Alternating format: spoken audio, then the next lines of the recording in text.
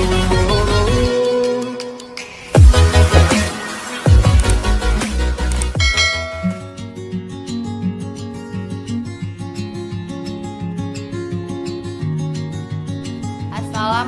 warahmatullahi wabarakatuh. Saya Rizky Kandrihanti, kelas 11 TKJ 2. Saya di sini ingin menjelaskan tentang ragam komunikasi data. Komunikasi adalah suatu proses ketika seseorang atau beberapa orang menciptakan dan menggunakan informasi agar terhubung dengan lingkungan dan orang lain. Sedangkan data adalah kumpulan keterangan atau fakta mentah berupa simbol, angka, kata-kata yang didapatkan melalui proses pengamatan. Berarti komunikasi data adalah pertukaran data antara dua perangkat atau lebih. Dalam komunikasi data terdapat beberapa komponen.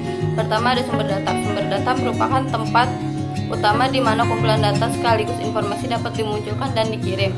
Yang kedua ada transmitter, memproses beragam informasi data sebelum dikirim lewat media tertentu. Yang ketiga ada sistem transmisi, membawa sinyal dari sumber transmitter menuju penerima. Yang keempat ada penerima perangkat yang dimiliki oleh penerima data atau informasi. Yang kelima ada pengirim dan tujuan. Penerima tidak dapat menerima data secara langsung karena data masih harus diubah. Data diproses ulang, setelah itu data bisa diterima dalam bentuk teks. Sekian dari saya. Wassalamualaikum warahmatullahi wabarakatuh. Assalamualaikum warahmatullahi wabarakatuh. Perkenalkan, nama saya Diana Putri Fadila dari kelas 11 TKJ 2. Saya akan mempresentasikan ragam komunikasi data. Komunikasi data adalah proses mengirim data atau informasi dari dua atau lebih device. Dapat juga diartikan sebagai upaya pesan antara pengirim dan penerima informasi. Metode komunikasi ada simplex, kedua complex, ketiga holoplex.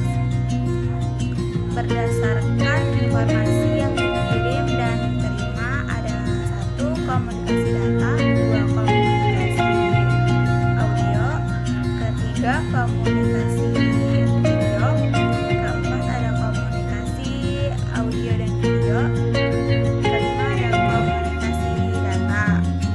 Sekian dari saya. Wassalamualaikum warahmatullahi wabarakatuh. Nama saya Muhammad Fauzan Syahdan, kelas 11 TKJ 2. Di sini saya ingin mempresentasikan ragam aplikasi komunikasi data.